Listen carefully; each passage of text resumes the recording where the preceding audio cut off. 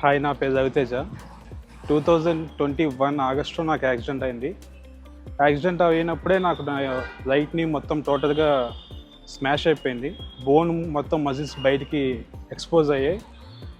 అప్పుడు నాకు ఖమ్మం దగ్గర యాక్సిడెంట్ అయినప్పుడు అక్కడ దగ్గర హాస్పిటల్‌లో జాయిన్ చేశారు. జాయిన్ చేసిన తర్వాత హాస్పిటల్‌లో ట్రీట్మెంట్ సరిపోక నన్ను హైదరాబాద్ షిఫ్ట్ చేయడం జరిగింది. హైదరాబాద్లో కూడా 2 మేజర్ హాస్పిటల్స్లో నేను కన్సల్ట్ అయ్యి ఆల్మోస్ట్ 7 సర్జరీస్ చేయించుకున్నా. 7 సర్జరీస్ చేయించుకున్నా కూడా నాకు 100% రిజల్ట్ లేదు.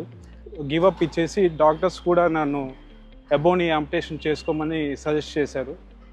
అదే టైంలో నాకు ఒక ఫ్రెండ్లీ డాక్టర్గా యశోదాలో ఉండే పూర్ణ సార్ వల్ల ప్రవీణ్ మీరెడ్డి సార్ని నాకు సజెస్ట్ చేయడం జరిగింది.